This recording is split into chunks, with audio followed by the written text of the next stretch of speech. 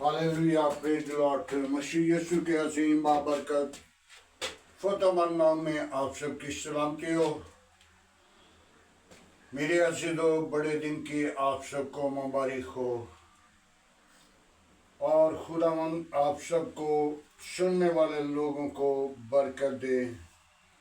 और आज का खुदा का जलाल, खुदा की कुदरत, खुदा का जोर आपके साथ हो। आइए मेरे अजीजों, कलाम मुकद्दस से सीखेंगे मत्ती लूका रसूल की मार्फत लिखी गई अंशील, उसका पहला दूसरा बाप है, उसकी 10 आयत से चंद आयत पर गौर करेंगे, बल्कि 9 आयत से देखते हैं।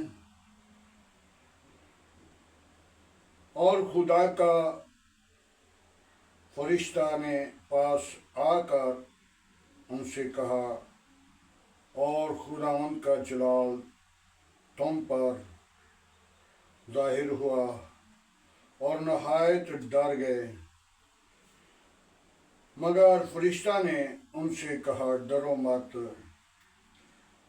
क्योंकि मैं तुम्हें बड़ी खुशी की खबर देता हूँ, बिशारत देता हूँ, जो सारी उम्मत के वास्ते कि आज दाऊद के शहर में तुम्हारे लिए एक मुनज्जी पैदा हुआ, यानी मसीह खुदावंद के पाक कलाम की तरफ देखें, बल्कि 12 आयत में, और उसका तुम्हारे लिए ये बड़ा निशान होगा कि तुम एक बच्चे को कपड़े में लिपटा हुआ और चरनी में पड़ा पाओगे। मेरे अजीजों, खुदावंद के पाक कलाम पढ़े और सुने जाने पर खुदावंद की बरकतों। आज हमने इस बात को याद करना है, चरनी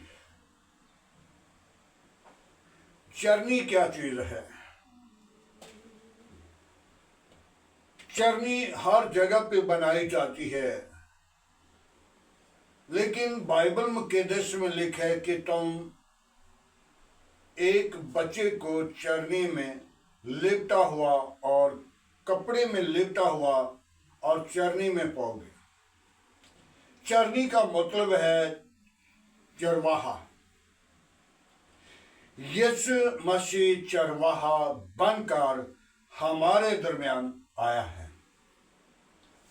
और देखा जाए तो कलाम मुकद्दस में बड़ी खूबसूरत बात लिखी है कि चरनी में डंगरों की खुरली में पैदा हुआ। खुरली में पैदा नहीं हुआ था, खुरली में रख दिया गया था।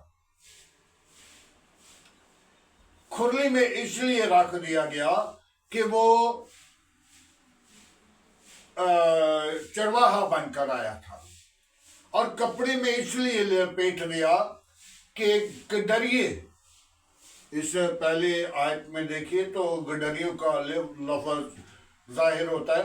गडरियों के चौगिरद फरिश्ता ने उनको जाकर खुशी की खबर दी और क्या कहा कि मैं तुझ में बड़ी खुशी की खबर देता हूं, दाऊद के शहर में तुम्हारे लिए एक मुनज्जी पैदा हुआ,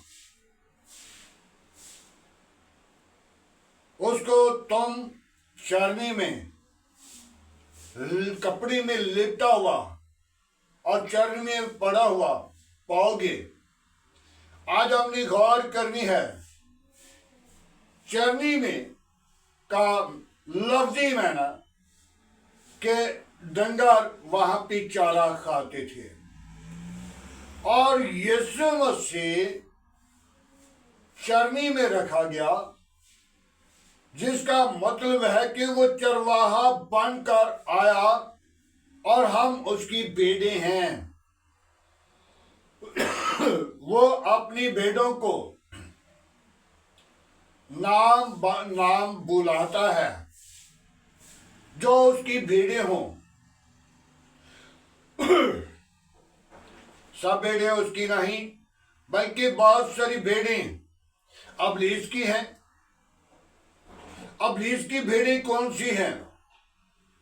झूठ बोलने वाली, गुनाह करने वाली, नशाबाजी करने वाली, दगाबाजी करने वाली और बुरे मंसूबे काम उनकी जिंदगी के अंदर मौजूद हैं।